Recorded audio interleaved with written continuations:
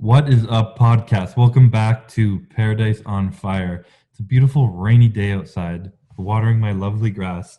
That's what I care about most in the world right now, having nice green, luscious grass. So can't complain right now. It's a beautiful day to be alive. Shout out to Whitney Simmons for that quote. Who the fuck are you? But yeah, so we're going to start with our peach and pits. I always pass it off, but I'll start with it this week. My pit I'll start with is related to my peach. This weekend was spent building a fence for me, and fucking finding the equipment to build it or the boards and the wood was literally impossible. In this pandemic, everyone decided they want to do like build decks, home improvement, build fences, and get all that shit done because we're all at home doing nothing. It's been beautiful weather here. Yeah. So I had to drive around like 7 separate occasions across the city. Ended up having to drive all the way to Smiths Falls, which is like an hour approximately away from me. And I've spent like 8 to 10 hours driving around the city looking for wood. And it was pretty stressful and annoying, but I finally got it. And which leads to my peach, which was actually building the fence. Part of my pit was also building the fence because we had to dig holes that were like impossible. The dirt and shit here in Canada is like clay and rock. And it took us an hour and a half to 2 hours to dig a 4-foot hole. That's like the diameter of a post. Wait, just one hole? Just one hole. Yikes. One hole. And it was like 30 degrees that we were drenched in sweat. It was fucking hard. Me and mom left and went shopping. Yeah, most of it was shopping, like got their nails done or whatever they did. Me and my dad just fucking sweat labor in the backyard. It's your house. Yeah, I know.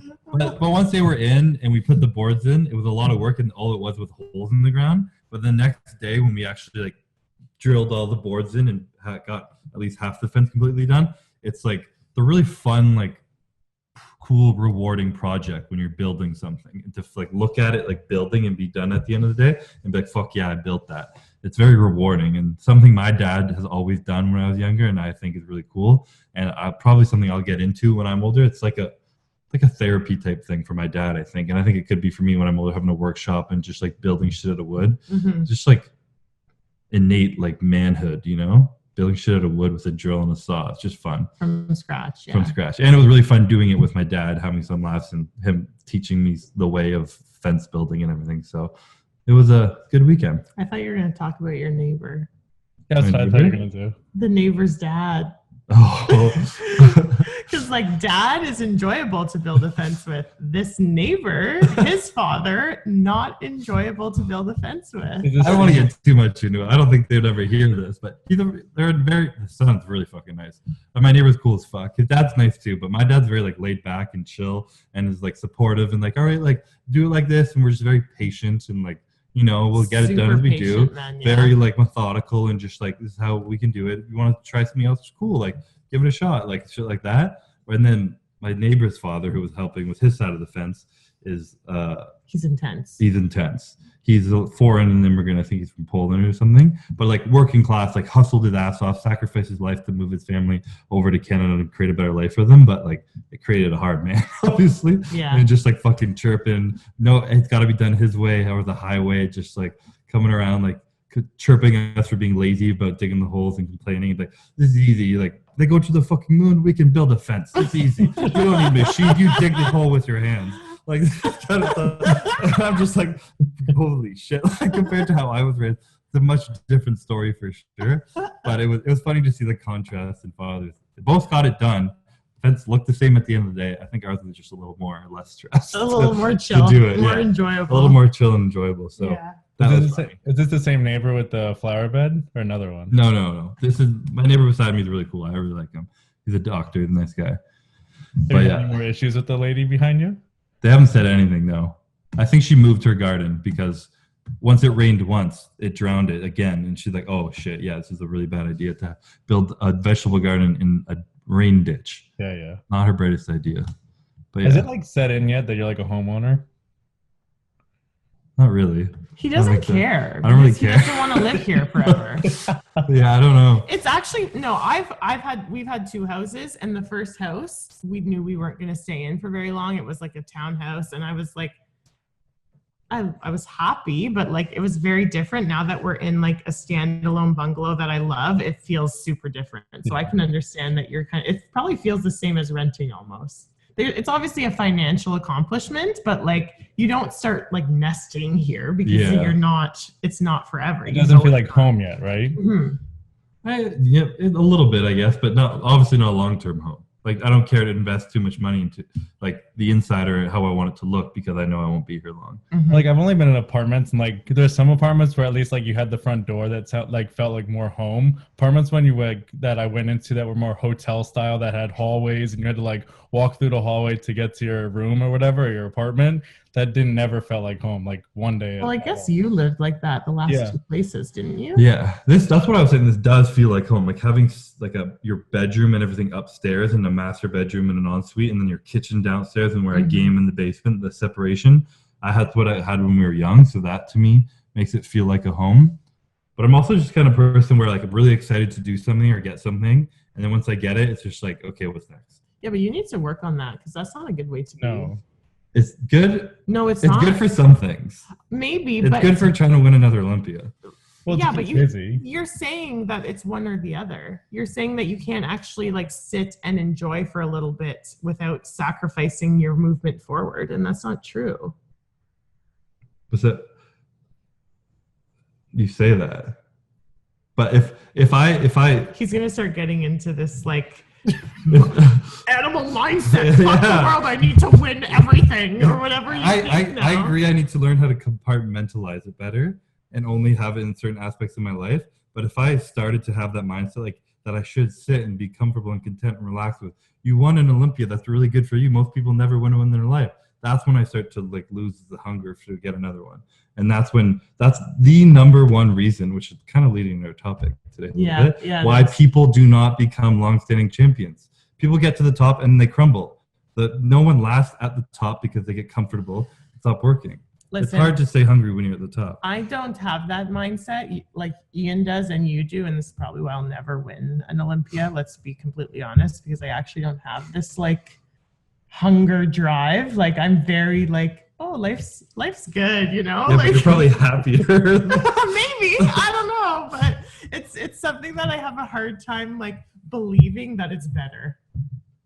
Maybe it's not actually better. Maybe it's just different, and like everyone's different. But like, I feel like I could looking at it like it's not always greener on the other side. Like you just make it green wherever, right? Kind of, but like he's not even talking like that. No. It's more like this like feeling of like always wanting better. At some point, that needs to stop because for sure. And at some point in your life. You have to be happy at some point. This is probably depressing, but things are going to stop getting better. Oh, for sure. And I understand that, and that like I hope at one point I can change that mindset. Yeah. Just be done and be happy. Yeah. But like right now, like I understand that it's not exactly the happiest way to live, but you know where you are in your life right now, and I'm 25, and I think it's good. This is conducive right now. Yeah. Fair. I respect that. What's the next project after the fence?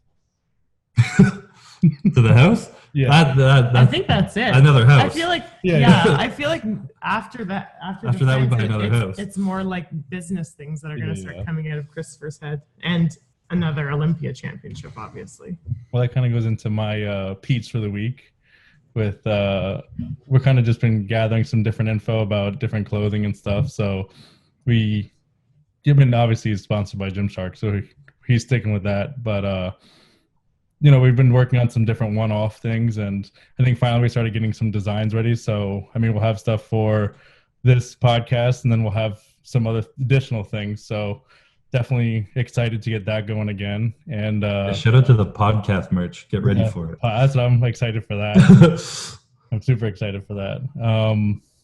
I had a pit actually when you guys were talking, but I have to remember it again. I don't know what it is now. Was it something we talked about that like brought up? Yeah, it was something that you brought up. I couldn't remember what it was though. If it comes back to me, it'll come back to me. Otherwise, it's been a good week. That's it? Yeah, there's not much on that one. You're real quick into your pit too. I feel like we had a more story into that. We had a big process where we almost went down a big I feel like journey, you guys now made a decision that like it was probably not an easy decision to come to, but you made it, and now you're able to like actually seriously move forward and start this on our own. This new journey solo, like entrepreneur 100%, right? I mean, it's something that's just, I mean, we've talked about it probably for the last like 3 years. Obviously, like he has his other ventures that he's been with sponsors and everything like that. And, you know, that's been the most important thing is all the sponsors. But yeah, it's definitely exciting to kind of venture out to different things. And, you know, I mean, I'm more on like the back end side. So that part to me is like the exciting part, you know? So I like getting into different design work. We've been talking about different designs and stuff that we want to go through. So I think that's like the fun part, you know? So finding different manufacturers to get certain clothes or certain cuts and anything like that is a little challenging, especially with like what's going on in the world right now. But at the same time, the process is what's the fun part.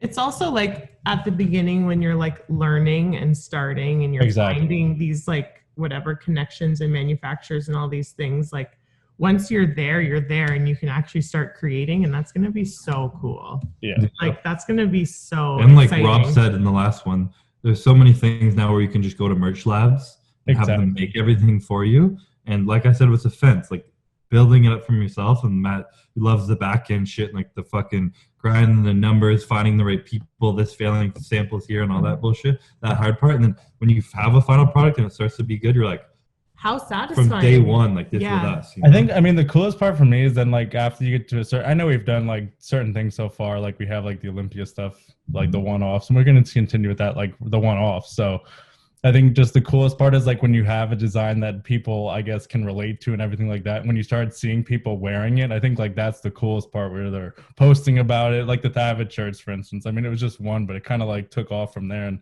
just cool to see the support, I guess, you get from it, right? Yeah, people love the Thavid shirts. They do. I also like don't know about you guys, but like if I'm like wearing something and someone's like, "Oh, that looks sick. Where'd you get it?" I'm like, wow, that's such a good compliment. I'm like, yes, go buy it right now. I love it too. Like I like when people like my swag. Like it makes me so happy, you know? Like it's just like. And how cool it would be if it was like, I made it. Oh, actually, I designed this. I chose the color. I chose the cut. Like that's sick, you know? What's funny, like with the Thavid shirts too, is a lot of people think it's like Mike Tyson related. So if Mike Tyson, you're listening, please wear the shirt. Yeah, you gotta get Mike Tyson a shirt somehow. He would. Yeah. He so would. I said he definitely. But I actually do remember my pit. It's that the Canadian border is closed for another month. Oh yeah, I got pushed back. That's Christopher's pit too. That is my pit, and I don't know when they're gonna open it, but it better be after the September 21st extension date.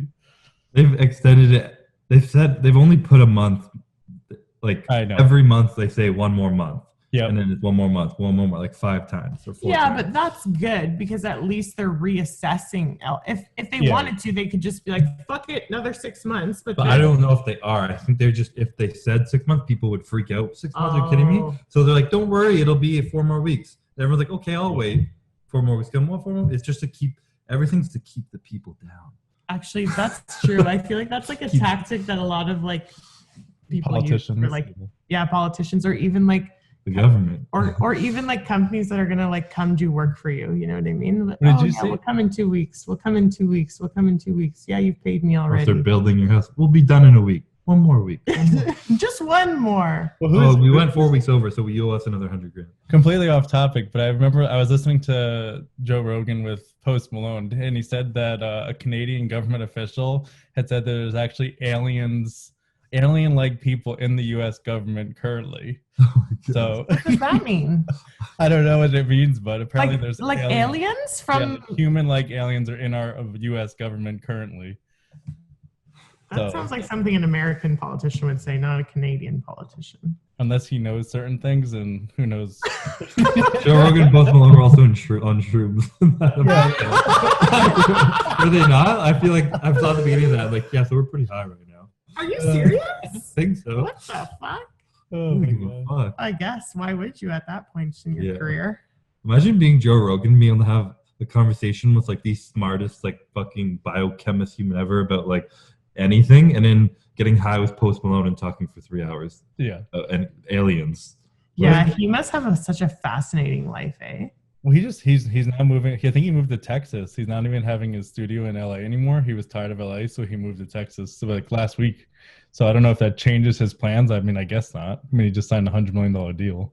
Yeah. Oh, he's still gonna do it, yeah. I would never want to be in LA either. So The only thing that he might do occasionally that sometimes bothers me is he sometimes will cut his guests off when he gets too excited to talk. So like it'll be that person that's just like going at it and like he's at a certain point where he's getting to something like really deep or interesting and he'll cut it off and like say something about like acid or something like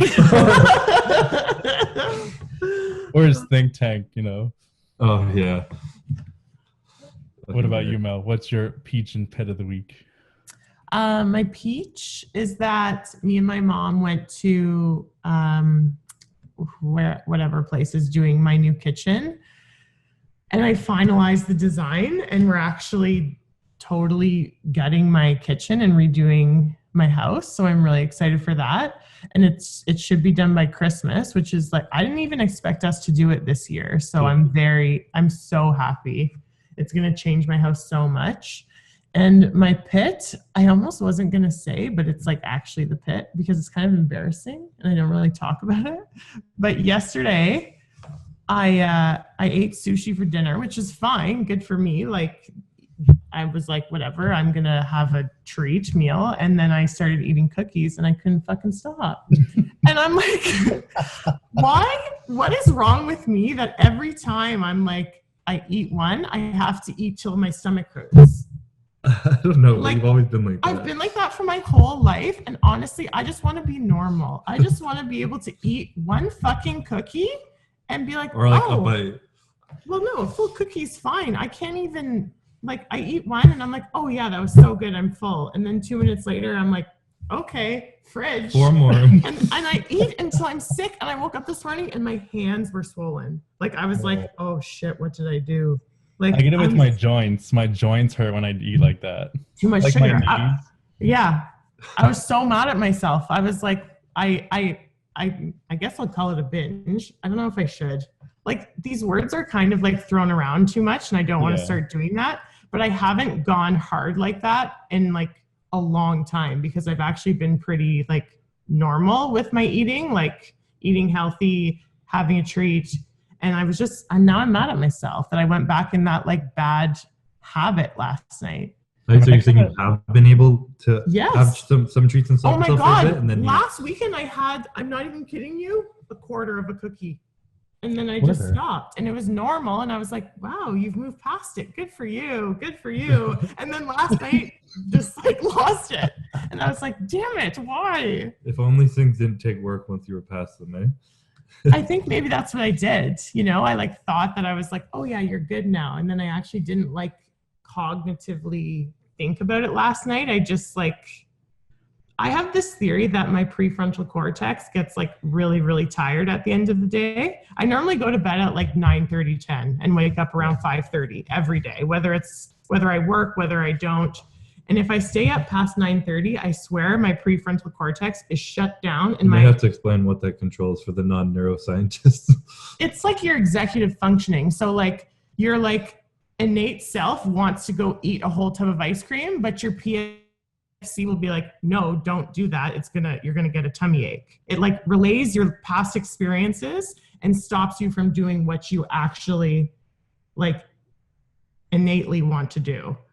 And I swear it's after working all day, it's tired and it stops basically like, shutting down that strong part of your brain that's like, eat the fucking cookies. And it stops. So when I'm up until like midnight, or if I'm drinking alcohol or something, all of that stuff starts to shut down and I just can't. But like if you're feeling sick, doesn't that innate part of your brain tell you to stop eating cookies because you're so full? Probably, but this Thank you. Thank you for normalizing my experience. Well, like for instance, like I said to Chris, like I've been like cutting and stuff and I started like saying I'm gonna bulk again. So I upped my calories. But I remember texting Chris last week. I was like, I think I'm just gonna eat 20 calories tomorrow. And he's like, don't. Like, I think I like said don't. 20 calories? 20,000. 20,000. I was like, I need to have one of those days where I eat all out, like get out of my system. No, you're like, I'm starting to think I could do it again. I'm like, why?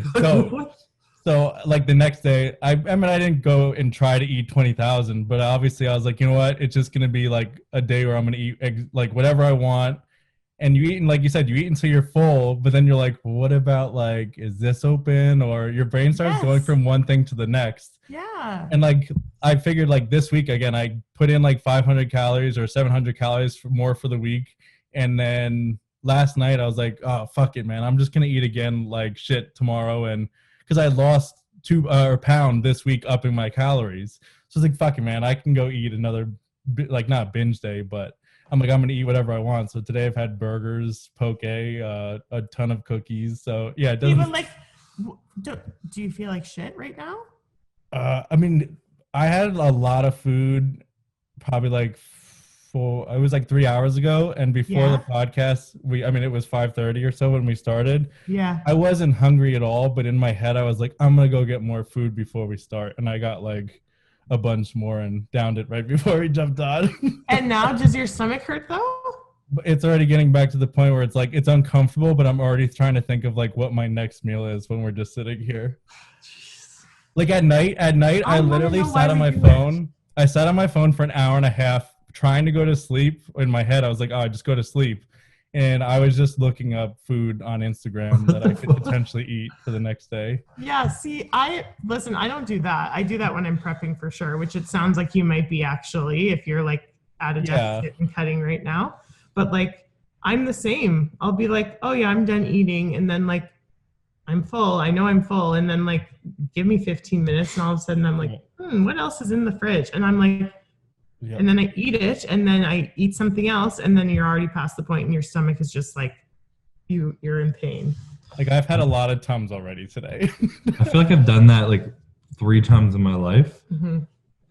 Right after shows and shit, like especially when I first started competing, like that one time at your show when I fucking put on 30 pounds in a week or something. Yeah, you were like 19. I was 19, after my first show. Yeah. And I understand, I remember that feeling of being like, fuck, like, and once you let yourself go past a certain point, you can't stop it. That's the thing. That's the thing for me. If you have like, you're feeling a little full and you stop yourself, like you really want to stop, that first time, then you're probably good. You know you can. But if you go past it once, you just keep pushing further and further and further. And it's just like no matter how full you get, you eat more and more. That's 100% it. Yeah. I swear that's it. For me, I did it 3 times and it felt so shitty. I just never did it again. Yeah. Yeah, I think I definitely have more of like a fucked up emotional relationship with food. I don't know what it is. I mean, I've always been like a fat kid at heart. So like mine's always just like I have actually like really good willpower. If I were to be like, all right, don't eat it, like I won't go and eat it. Like I can tell myself to stop. My thing is like, if I'm not like competing or something, I'm always like, one day is not going to kill you. So like that's the mentality. Like if you were to say like, hey Matt, you're going to jump on stage in 16 weeks, like I don't need a cheat meal for 16 weeks and I could be fine the day after. But it's just like the fact that I don't have that, I'm just like, one day is not going to kill me. I have that. So your problems are very different. Like you're not competing. Melissa wants to not eat so much food sometimes. And then you don't all the time, but when you do binge and you do, but you is more, you want to be able to bulk. And when you're trying to bulk, you go through those days where you just force food, this shitty food into you. Yeah. And then you're like, I don't have an appetite. I'm just going to cut now. And then you cut. And then you're like, oh, my appetite's back. I'm going to try and do it. Then you eat a bunch of shitty food. And then you're like, oh, I can't eat any more food. And you're like, I don't understand why I can never weigh more than 220 pounds. I want to get huge. But I think like, I can't stop binging shitty food. No, but at the same time, like I honestly do think like if my body, for some reason, I think actually does have like a weird metabolism where I actually think, not all shitty foods, but if I do have certain shitty foods, I think my body does respond for some reason a little bit better than if I were to have like clean carbs, if that makes sense. Not all the time. But your appetite dies every single time. Huh? Every time you do that though, you lose your appetite. No, I think my appetite is like when I do only completely clean foods, is that when I lose it. Usually in the past, when I have the issue with my appetite is when I do 7 days a week of only clean food. So you're just lazy. Why would I be lazy if I'm eating? You just don't want to. Do you think like Ian doesn't want to eat clean food? No, but I'm saying he just does it. No. But I'm saying like my body, I think, does respond better when I put in these days. Oh. That's what I'm saying. I'm not saying I wouldn't do it, but I'm saying my body actually does respond better. Like my heart hates it because I could feel like my blood pressure always rise, but like I think my body does like it. Yeah. I'm just messed up, okay? Hey, you're not competing. Who the fuck cares? Yeah, You're leaner than seriously. all of us right now. Yeah, so seriously. You're the guy who doesn't compete and you're leaner than all of us. Yeah. Yeah. So who's winning? Yeah, for sure. I'm never winning. Pitching sucks, so. You want to get into Long time. the topic this week? Yeah, so I guess what we were kind of talking about, we didn't really have a topic to talk about, as we never do, honestly. But the big news this week in the bodybuilding world that got me really excited was the return of good old 7-time Mr. Olympia, Phil Heath. And kind of it's what we were talking at the beginning of, like, the hunger and always wanting more. Like, I don't think people can really understand the type of mentality and the type of person it takes to be at the top and to be motivated and hungry to keep going once you've done something 7 times and you're one of like 3 people in the world ever to do something like that, and to keep like stay motivated, or I guess that word kind of sucks now, but to stay hungry for more. And like a lot of people fucking hate Phil Heath, I find, and like chirp him and be like, oh, he's worth fucking champ, he did blah blah. But like I think it, for a lot of people, it's kind of that mentality that you need to do what he did. Like, you can't really love someone who, and people call him cocky, he's over cocky, he chirps everyone and all this shit, but he just believes in himself more than anyone. He calls himself the best in the world and says he's better than everyone, which he rightfully is. He has proven himself time and time, 7 times again, that he is the best in the entire world. And I think it's just fucking, for me, so motivating and so cool that one single person can have such a high impact on the sport. When he announced he came back, even people who fucking hate him were so excited because they just know what he's capable of. And I was fucking fired up. I went and had a great workout, and I was just like feeling excited that like Phil Heath is coming back on stage. And I'm like, fuck, I want to win the same year Phil wins, because I think Ian said this too, like he wouldn't come back unless he thought he was going to wipe the floor with everyone, which that's his kind of mentality. People are like, oh, he's cocky, he's been out, he's got a gut, he's got this. But why like, why do people say he's cocky? I don't really understand why people hate him.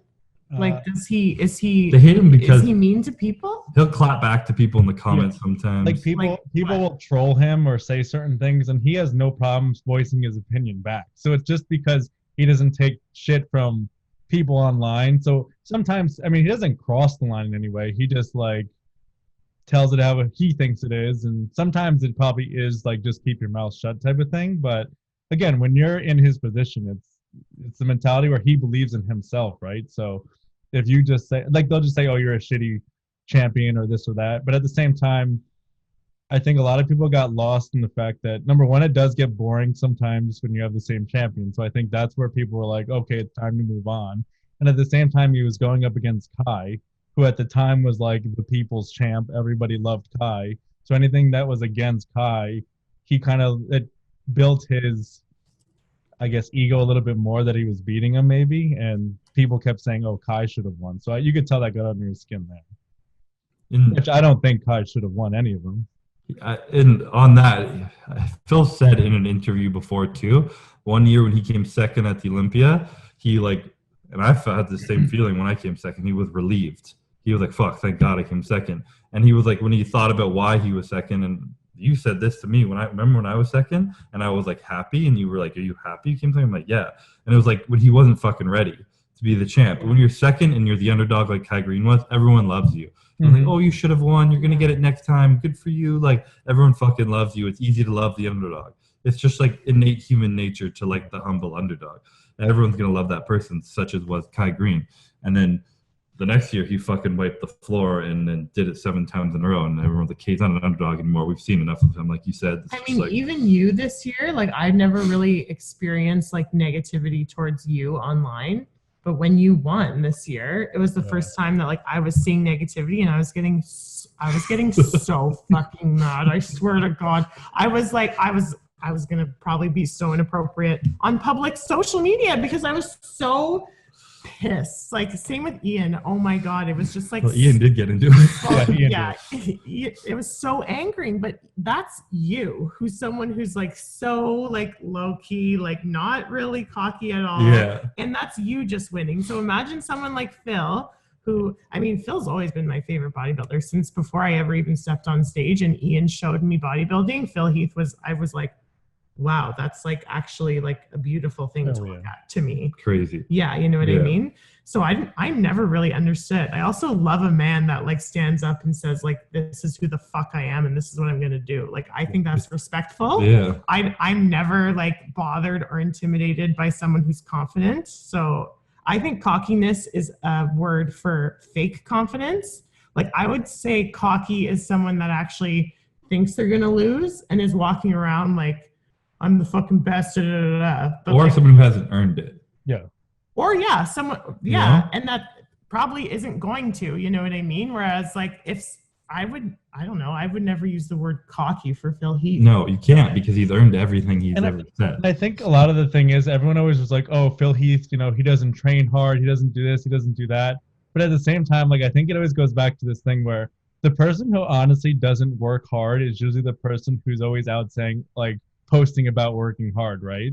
If you're usually posting about working hard or showing certain things, in most cases, you're probably not. And I think he just always kind of stayed silent with all that. So you don't really know what goes on behind the scenes, you know? Yeah, but also number one, this isn't a who works the hardest competition. Oh, exactly. And like number two, I guarantee you he doesn't look like that by not trying. So No. why are people saying, like, it's just like, Because he uses more machines than people, and he doesn't lift fucking free weights. But I feel like people what, like, because he train doesn't hard. power lift? Like, I don't understand. When I'm being lazy and I want an easier workout, I'm like, okay, if I go squat 500 pounds I don't have to for do anything 8 reps, after. my legs are fucking gassed, and I don't have to go fucking cry on the leg press for 40 reps. So, like, let's go squat. Yeah. That's easier. 100%.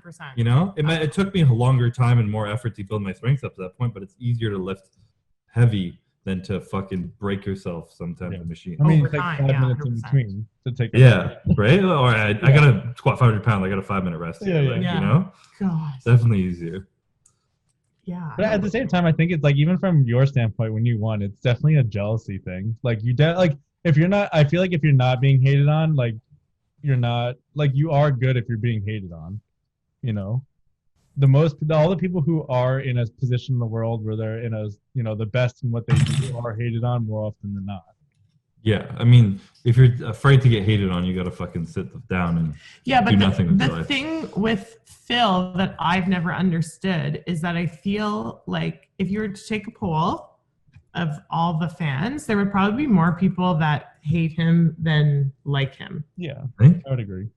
I would say Ian says he thinks Phil Heath is the most disrespected Olympia champion of all time. I would agree with that. I would agree with Ian's that. like appalled by how disrespected Phil Heath is. But here it is. Like, he, I think, wasn't appreciated for those 7. Like, he was in the beginning, but I think for like the end of his like run there, he wasn't as appreciated as the champ, which, like you said, it was more disrespectful. But I think like when people then saw, like, not that any, like, against any of the guys last year in the Olympia, but like obviously it wasn't. It was a different level. Yeah, it wasn't the same with him not there. So I think like the fact that he's coming back, like, everyone kind of like loves, like, it's a love-hate type of thing, you know? So he's coming back and they now love him. And I think it's an opportunity for him to kind of like hone in on bringing his fans back. And I think he can do that with, I mean, you have to play the PR game a little bit, but.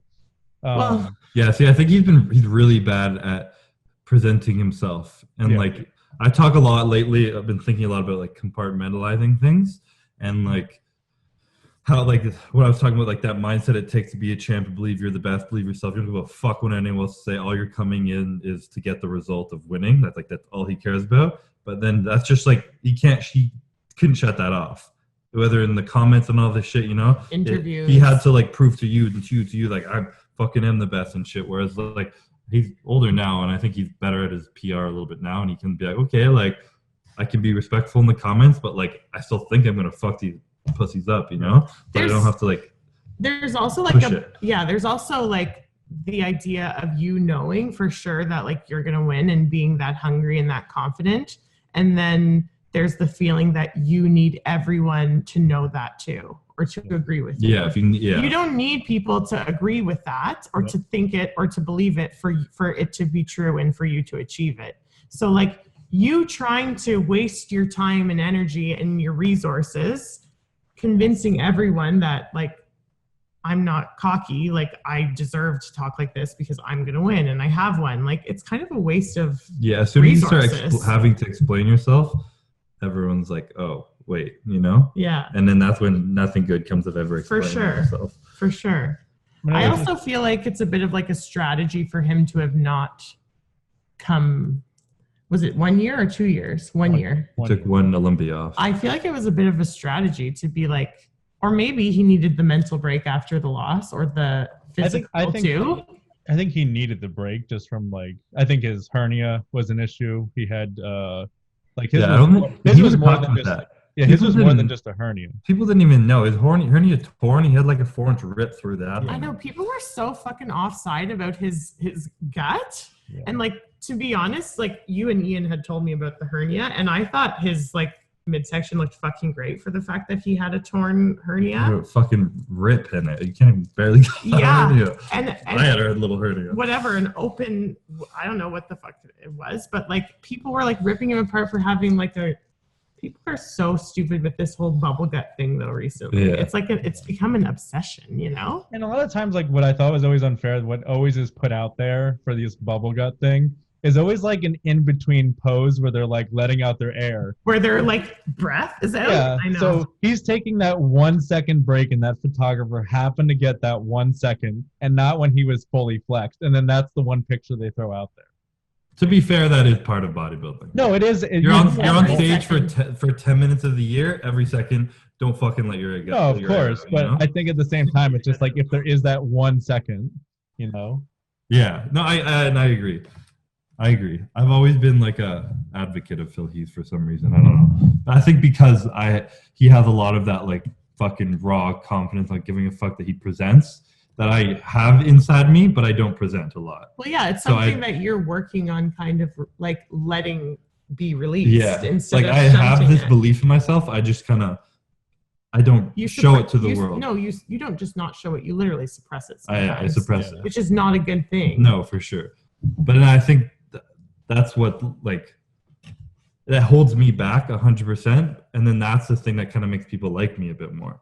They're like, oh, he's humble. But like, I'm holding back some of my own shit, whereas if I let it all out like Philly's, you know? I truly believe that there are stages in your life and that there's always these things inside of you and they come out when it's time to come out. You know what I mean? Mm-hmm. Yeah. If you're right off the hop, a 22-year-old first Olympia, being cocky and being confident and like, I'm going to win and I'm never stepped on Olympia stage before or whatever, like, I'm sorry, that's a huge turnoff to everybody. Yeah. To everyone. People who know you, even if you're not actually like that, people who don't know you, like, no. And like things are going to progress in your life that are going to allow the real you to show and shine. Mm-hmm. And that's part of like going through stages and your growth and like not faking shit. You know what I mean? A lot of times I forget how young I am. This shit happens so quick. But there's a lot of stuff where like I understand it's like a feeling I have and I'll like tell myself I have to earn that feeling before I'm allowed to actually feel it. Mm-hmm. Like for a couple of years I've like kind of been like believed like if I'm at my best, I'm the best in the world. I've like kind of been there, but like until last year winning, now I can actually feel like I can say if I show up at my best, no one can beat me. And I believe that. But I feel like I had to earn that up until last year and take the time over this last year to really understand and like feel that. And it's made me feel really fucking excited to go on Olympia this year, you know? Which, I mean, fucking Phil Heath has done that 7 times, you know? Like, I mean, he didn't, and again, he didn't get, like you said, it's one thing for like a 22-year-old to come in and like be cocky and this and that. Like he was never, in the beginning for like the first 3 years that he won, like everybody loved him, you know? It was like a grown hate towards him over his 7-year run. So I don't think it's deserved in any way. I think, like you said, he got to that point where he's coming in, you're there to beat him and nobody else. So when he was in these press conferences or anything like that, he would say, like, I'm not worried about anybody if I come up my best because my best is better than everybody else here. Yeah, but I also feel like this bodybuilders, like, or people in general used to speak like this all the time and no one would cry about it. Yeah, now everyone's a bunch of pussies, and if you say something like semi-aggressive or offensive, people are like, oh, you're a bad person, like I'm not going to support you because I don't and know. Everyone's also probably very insecure that they don't have an ounce of that belief in themselves, so they see someone else with just pure belief in them, like who they are, and they're just like, you shouldn't be like that, because they can't even fucking comprehend what it's like to believe in themselves. Mm-hmm. So it's like, that's not right. But that's like something I was thinking about the other day, because Ian showed me the new WAP. Is it WAP music video? Listen, I watched it and I was like so happy. I was like, this is fucking awesome. Do you be nasty, be ratchet. Like, something weird about me is like ratchet rap, like women rapping ratchet things, like fires me up. Like, that's what I listen to in the gym. Nicki Minaj, Cardi B, fucking Little Kim. And like, women are very good at, like, if you're gonna be strong and like powerful and like a boss, women support each other. But like, men are almost kind of becoming like the opposite, where they're like, ooh, he's a cocky, arrogant asshole. Yeah. Whereas like, women are now like, yeah, be a bitch, girl. be a boss, Go fuck who you get want. yours. You know what I mean? It's kind of, it's funny how like Free the everything's, nipples. yeah, Yeah. everything's like changing. It's weird, but I guess that's kind of like cycles of society too, right? I saw a really thing about that, which I can't remember, the long time ago, and I'm not smart enough to get into depth of it enough, but how like females as innate creatures are much more powerful than men. Yeah. But our society and culture has suppressed them Shunted us, because yeah. we have more like exterior physical stuff that mattered more back in the day. Mhm. So we could shunt you guys down, but now that you're like coming out, men are starting to be like, oh wait, we're actually fucking like pussies, you know? Mhm. Like, I think it was something to do with like cultures that were moving to Canada, actually, or in some, like, women are still really suppressed. Yes. And then they came over here, and the women were like, wait, I have all these rights, like, Yeah. I'm a human, blah blah. And the man starts to be, oh my god, like, and like cowers to the woman. Well, sometimes too, when like shifts like this happened, it doesn't, like, the shift doesn't happen and things don't like equalize. It usually over projects and then it equalizes, yeah. right? Because there's obviously a balance between like women being powerful and still not like emasculating their men, like, but like, well, any man who's afraid to be emasculated by their woman that's already his own fault. I guess, but I still think there are ways that like you can support men in being comfortable and powerful too. It's just different than women. You know what I mean? Like, we don't need to call a man a pussy because he's not confident, like, overtly. Yeah. Like, there's still ways to, like, I don't know the answers to all these. That's a whole fucking these rabbit deep hole to fall cultural into. Insecurities and things like that. Oh yeah. The moral of the story is, Chris, stop being so humble and start talking shit. Yeah, this is the year where I start talking shit. This is a question too. Do people like when people talk shit, or they don't? It's a fine line, and depends who the person is, but they at least enjoy it. Whether they like you for it, they enjoy seeing the like action. Yeah. Well, I think like, I mean, at the end of the day, controversy is like the number one thing to catch somebody's eyes or ears, you know? So like, when you hear controversy, good or bad, you're going to listen. And I think like it creates that hype for the actual show day. So, I mean, controversy like that is good for bodybuilding, I think, in most sports. Yeah, for sure. And it's difficult, especially for me, because like, I don't really give a fuck. And I don't mean this in like I'm better than them, but I don't really care about like other people talking shit and stuff because it doesn't affect me, you know? Like that whole like, shit to you?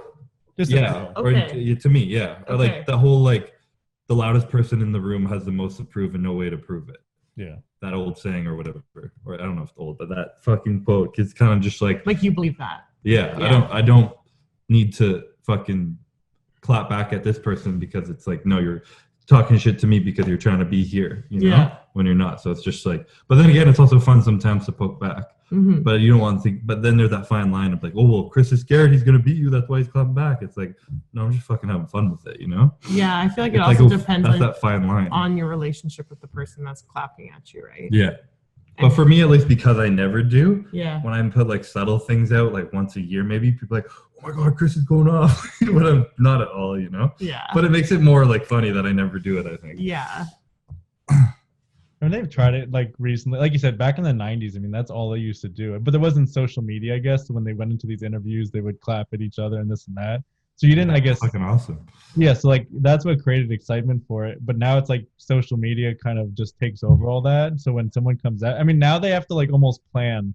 Like, there is no real rivalry anymore in bodybuilding, you know? Yeah. They have to like plan it behind the scenes. Like I knew there was a couple guys in open. They literally had a side text saying, hey, I'm going to go say this about you. Like, go respond to it. So most of the stuff you even now see isn't even real. Yeah. Yeah. It becomes reality TV. Yeah, Yeah. for sure. For sure. Me and Breon definitely have a pretty decent rivalry, but we're both like nice people and we both respect each other a lot, but he believes he's better than me and I know I'm better than him. So it's like that's where that's when rivalries really come in, you know? That's why So you guys both think you guys are the best in the world, and that's what you should think. So Yeah. I think at the same time, I mean, This is also my first year where I'm like really feel like I've earned that. yeah, I'm ready to have a little more fun with it, you know? The press conference and shit will be more fun for me this year and all that. you had a good press conference last year. Yeah, that was good last year. Okay, but Vegas is going to be lit this year. It better be, yeah. It's going to be, I'm so excited. I'm so I can't wait for my girly margaritas after. Yes! The best part. You and Ian drinking your fucking cosmopolitans or whatever you do. I don't remember what they were, but they were All these falling asleep at the table. And Chris was asleep like this. Yeah. All that adrenaline just dumped. And I'm just laughing so loud that the whole It was more. It was margaritas and brown bread from Cheesecake Factory. Oh yeah, that fucking brown bread. I know. Cheesecake Factory is just the goat after a show. Yeah. Like Yeah. you don't even bother going anywhere else. Just go right there. But don't, because I don't want to wait in line. Yeah, no one goes. I do find it weird in Vegas that a lot of like restaurants that you would normally probably pick, other than like say Cheesecake Factory, like close by like 10:30. So by the time you're done at the Olympia, you get there and they're like, oh, we don't really have a full menu, or we are closed. Yeah, they're not serving food. I know. I was like, last year, I was like, I thought Vegas was open 24 hours. And Ian was like, yeah, to drink alcohol and to do drugs, but not to eat like cheesecake until 4 a.m. And I was like, I thought that's what people like to do. This year we've said this every time. This year we should like plan ahead and just like whatever Ian wants, because he'll be there, and me a sandwich and like some shit, and then just go get drinks. You know? Actually, What, like have takeout for you guys? Yeah. Yeah. And not stress about finding food and then this and that. Yeah. Just like go somewhere that's open and not think or stress about it and just like. Well, do it. realistically, the hotel's so nice. We could just be like sitting up at the rooftop bar. You could be eating your takeout and we could just be like chilling. And then we could go out after. Yeah. Especially because it's fucking like 2 a.m. by the time you're done. Yeah, we'll go get the Rocks Terramana tequila. We'll just crush a couple bottles of those. Yes. Yeah, I'm still waiting to try that. Yes. Yeah. Are we going to party this year? No. We've never partied after an But Olympia. you say that all the time and then you never want to. No. True. That is Because true. last year everyone was pretty like litty after, except you were sleeping. Yeah. So you answer your own question. And that was True. to be fair, it was 2 nights in a row. So like after the Olympia, he got off. He had to go to the Olympia meeting thing. And then the second night was when you guys went out as a family, and then we met up. Yeah, at but Cheesecake we went out Factory. as a family, and Courtney and I were like drunk Let's from go, wine, yeah. and Christopher was just like, "I'm not drinking." I didn't sleep the night before. I had the biggest adrenaline dump all day There's at the always Olympia. excuses. and I didn't I didn't sleep either. I didn't sleep, and I had like 3 photo shoots, some meet and greets. You'll take less. Alvin was alcohol on the to make yourself phone. thin. I couldn't keep my eyes open. I actually Red couldn't keep Bull my and eyes vodka. open. You It's remember okay. how red my eyes were? Red, No, I know. Red Bull vodka. You just like you said, have a couple of those. Like, if I'm having Red Bull, I'm having Jaeger with it. Oh, Yeah. so Oh. sweet. Jaeger bombs would die. You hurt your Yeah. tongue. We'll just get you some energy drinks after. You'll be fine. The guy that doesn't drink caffeine ever. I like my like tiredness. Like this new guy I've been training with at the gym. He's always like, "Are you awake, man? Like, you're so tired." I'm like, "I'm good." He's like, "We have no energy. You need pre-workout." I'm like, "I'm good. I'm good." And then I'll do a set. He's like, "How do you do that?" And then go back to sleep. I'm like, "I don't know." I save my energy for the set. Yeah, you said you're reserving energy for the lift. Exactly. Yeah. Oh God, I can't even move my eyes. I can't move my facial. But Chris is like, you're the type of guy who will be like, I just gotta get my pre-workout meal, and he'll go sit on the couch, put the bowl on his chest with the computer in front of him, and then like fall asleep in the chair while eating. And I'm like, what? Let's go. I know, I can't. Well, that's only when I'm like 4 weeks, 3 weeks out eating nothing, Yeah, I not guess. sleeping great. I don't nap into my off season or anything. I'm just tired all the time. You definitely do nap. Or at least when we're traveling sometimes, I guess. But yeah, because we're not sleeping. We're on planes Yeah, all the time. But yeah. Oh, the other thing I want to bring up about Phil Heath, actually, this is small, but the fucking Weekend Warrior thing, how big that went up. That's like, you remember that? Oh yeah, he called the class a Weekend Warrior, right? He barely even did. And I thought I thought it was funny. Literally, we made shirts out of this. Yeah. And it was. I think I actually saw that interview where he said it, and it was like it was so well said, and it was so like it was so people twisted it so much, but it was so witty and so funny. I was actually like, wow, you're like, I think he interviews great. He's a fucking. There are some interviews I've seen of him that are like crazy. They'll ask him a question, I'll go for 40 minutes of like a great story and tell this. He's a really good talker. Very good. But that's also the same mindset of him being like, he thinks he's the best. He thinks the open class is the best, and therefore everything is below him. Mm-hmm. And fair, you know, like whatever works for you. It's kind of true. But like when he literally said something like, this class is for the people who want to like kill it, do their thing, but still be able to like, you know, play rec sports on the weekend and be a weekend warrior. You know? Yeah, play ball. And people were so offended. And I'm like, I literally played basketball this weekend. Yeah. You know? Like, can Ian go play basketball this weekend? No, he cannot. I can still pretty much dunk, and then I can go win the Olympia too. And I'm still training my ass off and dieting and everything, but I can still play basketball on the weekend on my off day, you know? So it was kind of true. And then I made a post, and I was like, hashtag Weekend Warrior. Yeah. It was the only thing you said. Yeah, that's all I said in the caption. And because of the preset dislike of Phil and the misunderstanding of everyone has with him, and reading into everything he says so wrong, people started a hashtag on my post saying hashtag fuck Phil Heath. Yeah. And I felt bad because I really like Phil Heath, and I thought it was funny. I thought it would make him joke. He's like one of the top bodybuilders I look up to in like mindset and his favorite physique and shit. And people are like starting this, and he got pissed about it, I'm pretty sure, obviously. And then he sent me a message saying like, man, like you got to think about your actions and blah, blah. And I was like 20, and I was like, fuck, he doesn't like me. I was like, shit, no, what happened? I ruined our relationship. And then, I mean, we've spoken many times since, and we've had some weird conversations at some points, but I've also had some really good, real conversations with him where I can be like, wow, this guy's just like, I believe he's a genuinely good person and misunderstood, and maybe sometimes says the wrong thing at the wrong time, but he's given me some like real, like concrete good advice. That's everybody does that. Exactly. Like you watching have done it, you know what I mean? And like people that are like so judgmental, it's like, do you realize that sometimes like someone asks you a question or you do something without thinking, and then all of a sudden a million people see it right away, and you're like, fuck, I wish I wouldn't have done that. Like, come on, have some fucking perspective. Yeah. Like, I just can't handle all the judgment, you know? Yeah. Sorry, I interrupted you. That's fine. I was going to say in 2018, after my year, I was really sick and like everything, and no one really knew. Yeah. I was at a photo shoot, and he was there, and I told him, and at this point, no one had knew. And he's like told me an experience of when he was really sick before a show. His wife had an autoimmune kind of thing going on, and like was giving me like serious good advice and kind of just telling me like, keep going, like you're good, like blah blah. And I remember it was a really good conversation. I was like, fuck, he's a cool guy, you know. Mm-hmm. And it was like very supportive. But people don't. I think he's not very good at showing that side, or he doesn't want to show that side. I mean, he doesn't have to if he doesn't, he want have to. Yeah.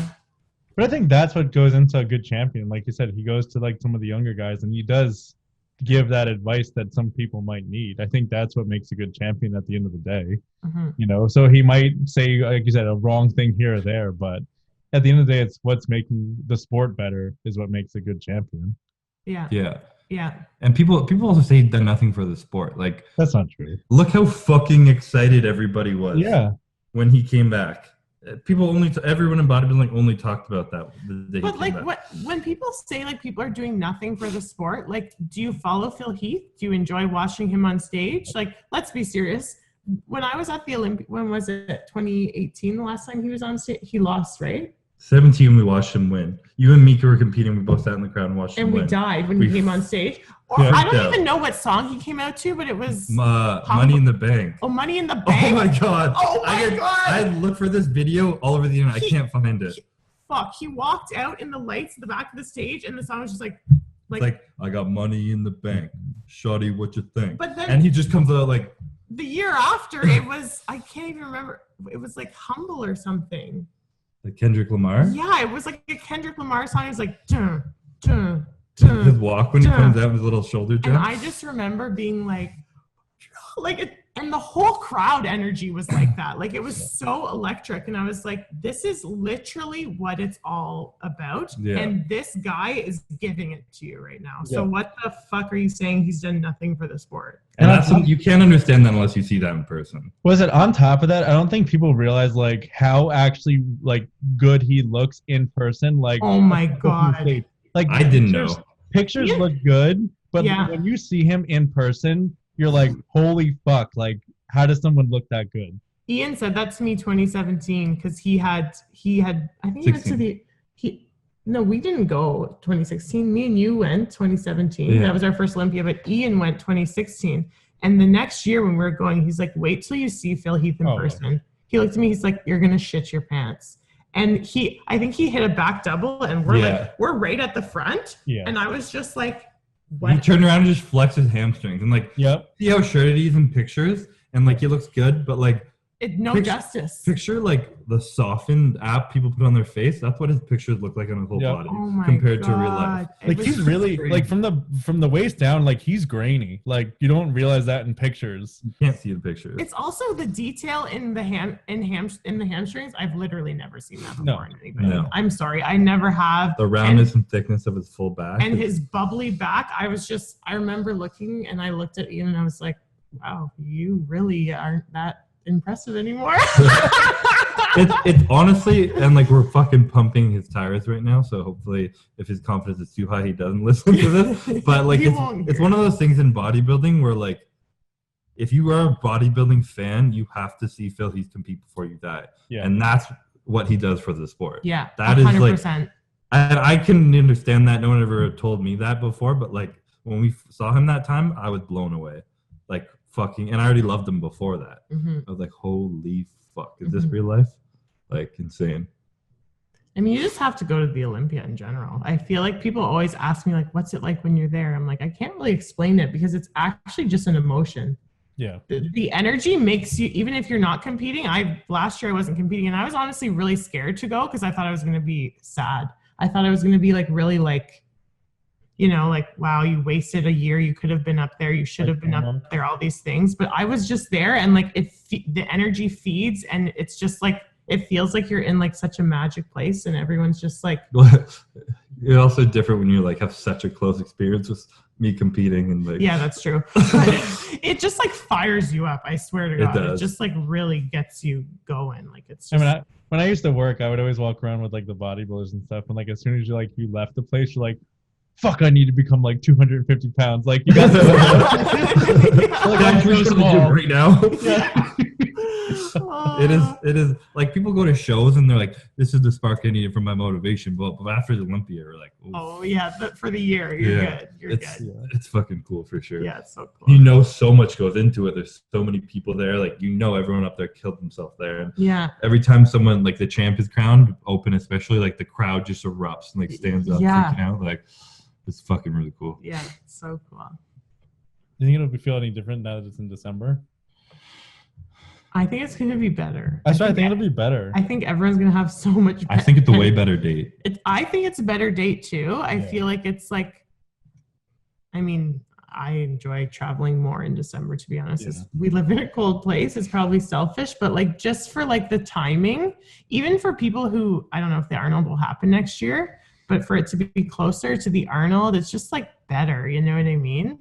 When it's I at the don't new know. venue, I think I don't really know too much about Planet Hollywood, but it's right across the street from our hotel, so Yeah. that's we're happy. Yeah. Walking distance. The videos I saw look fucking nice. It's also just on the strip. Like it's Yeah, just yeah. like that's It's so also awesome. a theater instead of a stadium. Yeah. So it's not chairs flat out on the ground. It's a theater so everyone can see. That's You know, like staggered higher. Oh yeah, yeah, yeah. You know how the yeah. Olympia, when you're on the ground, you're all flat? Yes. It's all up so you can see everything. Yeah. It's a It's theater. just, it'll be a totally different energy than the Orleans, you know. The Orleans is kind of like, shitty. well, when you walk the lobby and stuff, it's like a bit weird feeling. You're just like, oh, I'm in a casino. Yeah, very old smoky casino.